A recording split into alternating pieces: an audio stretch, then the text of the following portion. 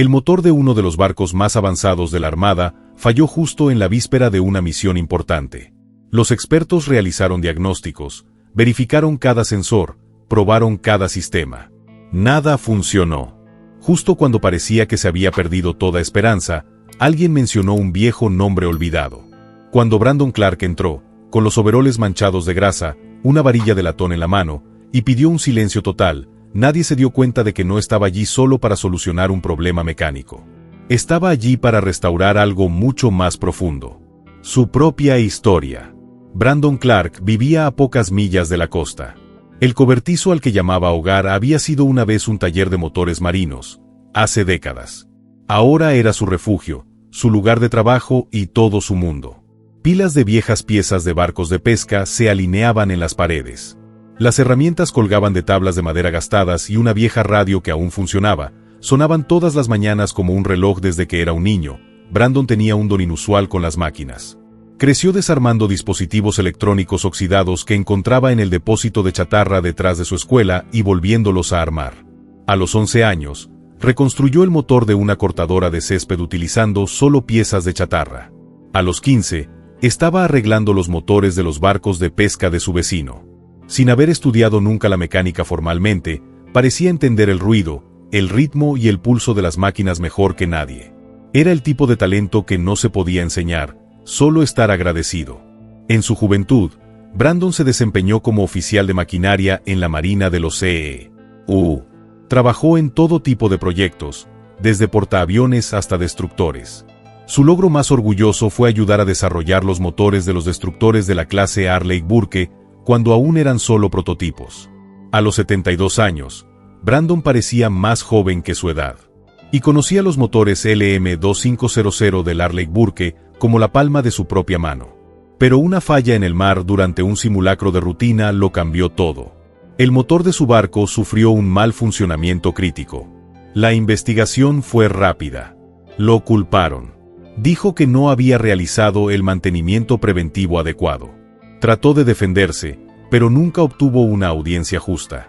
Poco después, se vio obligado a retirarse, le entregaron una carta genérica y se encontró con un silencio incómodo.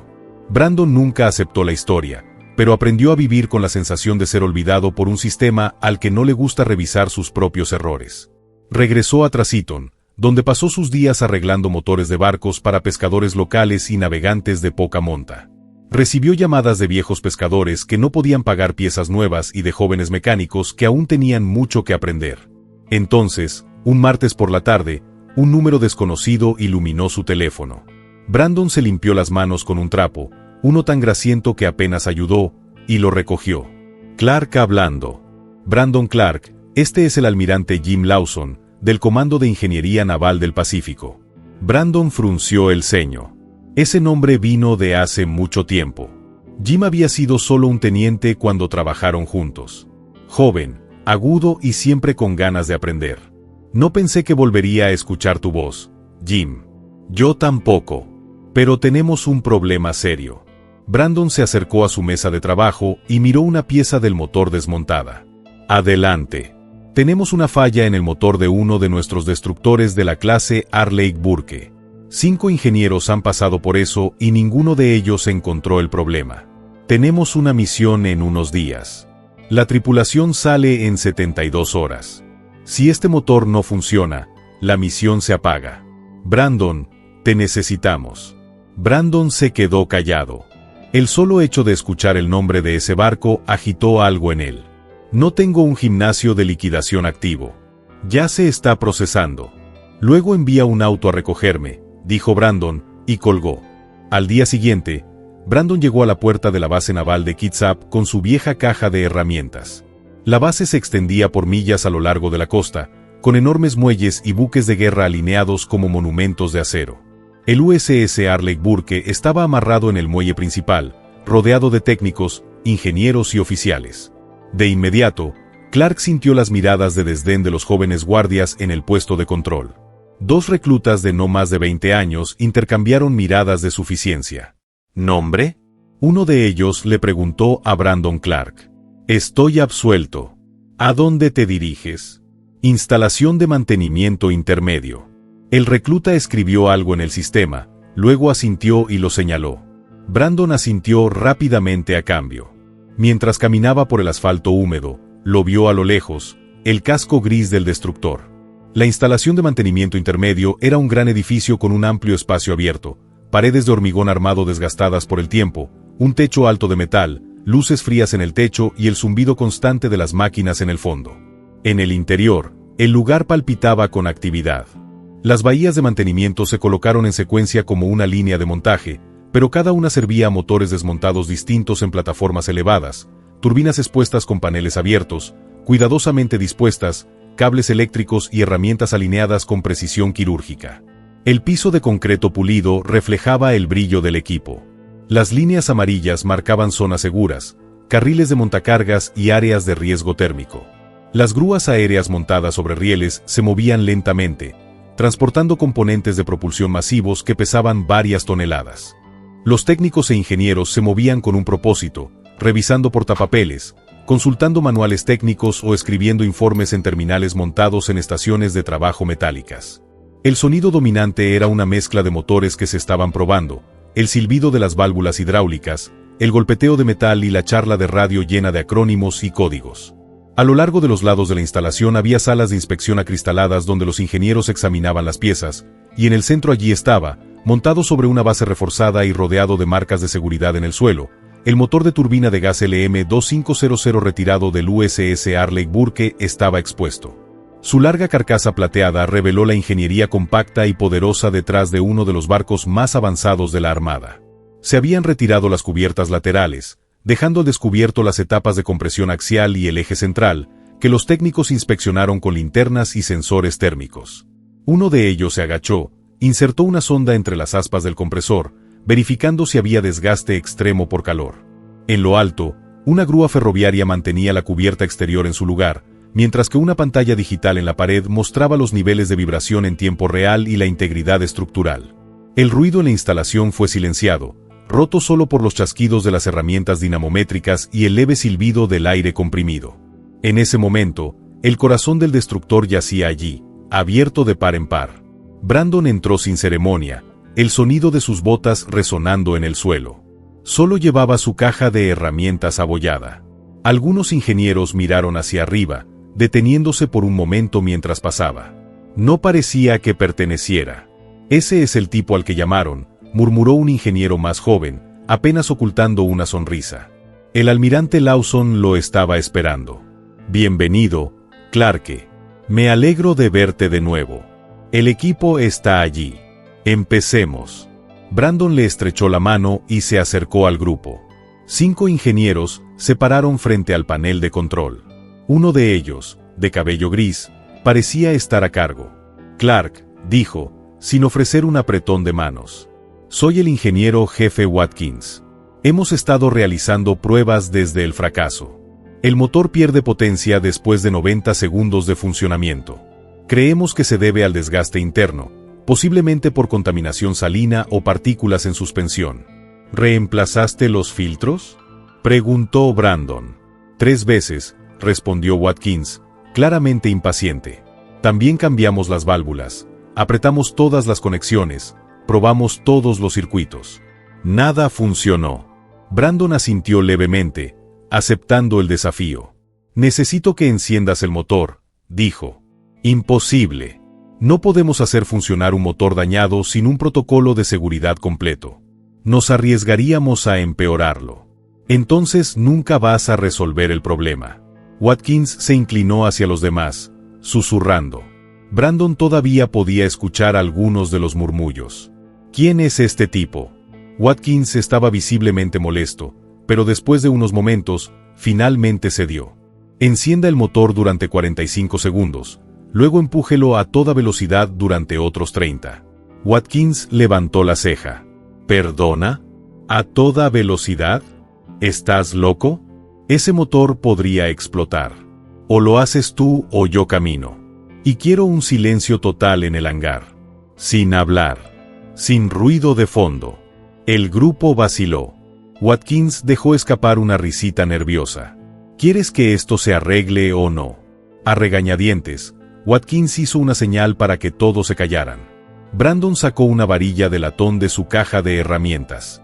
Era sólido, desgastado en ambos extremos. Colocó un extremo contra la carcasa del motor. El otro fue a su oído. Escuchaba todo directamente. Esto es una broma, ¿verdad? No hay forma de que eso funcione. Watkins miró a su alrededor, riendo, pero los demás no sonrieron. Estaban mirando, curiosos, inseguros. Comienza, dijo Brandon. El motor cobró vida. Brandon cerró los ojos y se concentró. Después de 45 segundos, hizo un gesto para levantar el acelerador. El sonido se volvió ensordecedor. «Apáguelo», ordenó. Se alejó de la barra de latón, respiró hondo y se volvió hacia los ingenieros. No es daño por sal. Es una desalineación por vibración excesiva. Los rotores se desvían del centro a altas revoluciones. Está produciendo un ruido armónico fuera de fase que solo aparece en los últimos 6 segundos de rotación máxima. La habitación quedó en silencio. Watkins y los demás se miraron con incredulidad. Verifique las holguras axiales y radiales. Alinee el eje con un láser. Eso lo estabilizará. ¿Juego axial y radial? Eso no surgió en ninguna de nuestras pruebas, dijo Watkins. Está sugiriendo que 5 ingenieros con diagnósticos de última generación pasaron por alto un problema básico de alineación. Brandon recogió su caja de herramientas y comenzó a caminar hacia la salida. Haz lo que quieras. Mi trabajo aquí está hecho. Salió del hangar en silencio, seguido de burlas silenciosas y miradas de reojo en el jeep que lo llevaban de regreso. Escuchó a un recluta murmurar al otro. Pérdida total de tiempo. El teléfono de Brandon sonó a última hora de la tarde, justo cuando estaba drenando un tanque de aceite en la parte trasera del taller. Clark hablando. Es el ingeniero Watkins, dijo la voz al otro lado, más suave esta vez, casi vacilante. Solo quería hacerle saber que realizamos las pruebas nuevamente. Con el motor caliente, medimos las holguras axiales y radiales y verificamos la alineación con un láser. Tal como dijiste. De hecho, el rotor estaba descentrado. Las vibraciones aumentaron después de 40 segundos, causando el desgaste que no pudimos explicar. La desalineación ha sido confirmada. Tenías razón. Completamente correcto. El destructor se lanzará a tiempo, gracias a ti. Watkins respiró hondo al otro lado de la línea. El tipo de aliento que lleva el peso de una admisión ganada con esfuerzo. El almirante le ha pedido que regrese a la base mañana. Brandon no respondió de inmediato. Caminó hacia la puerta del taller. Afuera, el cielo comenzaba a oscurecerse sobre la bahía de Treseaton. Está bien, dijo al fin. Estaré allí. A la mañana siguiente, justo después del amanecer, un helicóptero militar aterrizó en el antiguo muelle detrás del taller. El lavado del rotor levantó hojas secas del suelo. Brandon se mantuvo a distancia, con las manos metidas en los bolsillos de su overol. Avistaje. Un teniente de la Marina salió del avión y se acercó a él. Señor Clark, he sido enviado por el almirante Lawson. Te pide que me acompañes a la base naval. Brandon asintió, agarró su caja de herramientas como si fuera un día de trabajo más y abordó el helicóptero. Cuando aterrizaron, un pequeño grupo de oficiales lo esperó para recibirlo. Había un tranquilo aire de respeto entre ellos. El almirante Lawson dio un paso adelante. Brandon Clark, dijo, extendiendo su mano. Sabía que no me había equivocado al llamarte. Trabajamos juntos durante años, y usted fue el mejor oficial de maquinaria que he conocido. Claramente todavía lo eres. Quiero reconocer oficialmente el papel que desempeñó para salvar esta operación. Brandon estrechó la mano del almirante. Podía sentir los ojos del equipo sobre él, pero no como antes. La duda había desaparecido. El almirante metió la mano en su bolsillo y le entregó a Brandon un pequeño sobre blanco. Esta es su compensación por el trabajo de consultoría, y se realizó una revisión administrativa con respecto al incidente que llevó a su jubilación. La falla previamente atribuida a su supervisión se ha reevaluado en función de los registros archivados. Esta es una disculpa formal y un reconocimiento a sus años de servicio. Watkins se acercó. Parecía más ligero que el día anterior, pero algo en su expresión aún contenía una mezcla de culpa y admiración. Señor Clark, he estudiado ese modelo de motor durante años, pero me mostró que siempre hay más que aprender. Brandon sonrió por primera vez ese día. Una breve sonrisa, pero genuina. Brandon caminó en silencio hacia el helipuerto de la base, acompañado solo por el sonido de sus botas golpeando el concreto húmedo. El cielo sobre Kitsap estaba nublado, nubes bajas a la deriva con el viento del océano. A lo lejos, el USS Arleigh Burke se preparaba para partir. Sus motores ahora funcionaban a plena potencia, exactamente como deberían. El almirante Lawson estaba esperando junto al helicóptero.